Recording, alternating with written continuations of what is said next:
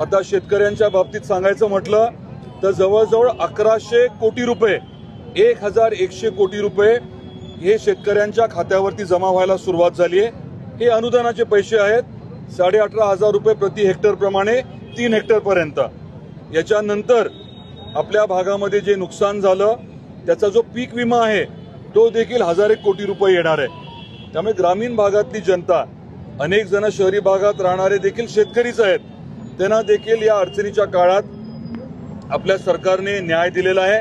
आदरणीय देवेंद्रजीने न्याय दिलाय, आदरणीय शिंदे साहेब, आदरणीय पवार साहेब यांनी सगळ्यांनी न्याय दिलाय।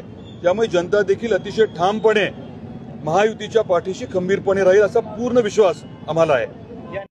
आता शेतकऱ्यांच्या बाबतीत सांगायचं म्हटलं तर जवळजवळ 1100 कोटी रुपये 1100 कोटी रुपये हे शेतकऱ्यांच्या खात्यावरती जमा व्हायला सुरुवात झाली आहे। हे अनुदानाचे पैसे आहेत। 18,500 रुपये प्रति हेक्टर प्रमाणे 3 हेक्टर पर्यंत। याच्यानंतर आपल्या भागामध्ये जे नुकसान झालं त्याचा जो पीक विमा आहे तो देखील 1000 कोटी रुपये येणार आहे।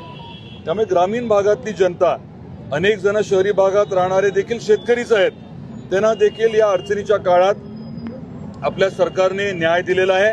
आदरणीय देवेंद्रजीने न्याय दिलाय, आदरणीय शिंदे साहेब, आदरणीय पवार साहेब यांनी सगळ्यांनी न्याय दिलाय।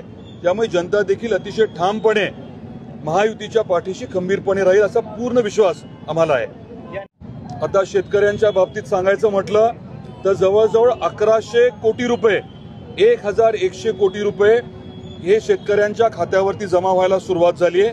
हे अनुदानाचे पैसे आहेत। 18,500 रुपये प्रति हेक्टर प्रमाणे 3 हेक्टर पर्यंत।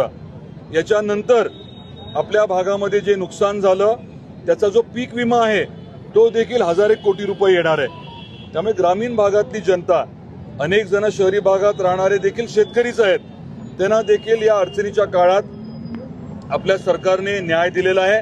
आदरणीय देवेंद्रजीने न्याय दिलाय, आदरणीय शिंदे साहेब, आदरणीय पवार साहेब यांनी सगळ्यांनी न्याय दिलाय। त्यामुळे जनता देखील अतिशय ठामपणे महायुतीच्या पाठीशी खंबीरपणे राहील असा पूर्ण विश्वास आम्हाला आहे।